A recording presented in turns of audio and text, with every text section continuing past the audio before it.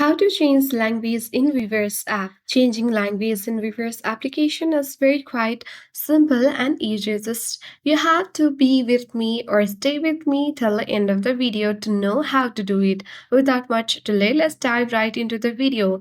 Launch Weverse app on your device.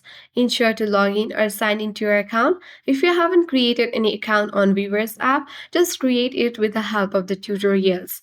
Now tap More at the bottom right corner of the screen. On this section, tap on the gear icon at top right corner of the screen to access your settings section. Scroll down. Now tap App Language under Language Settings.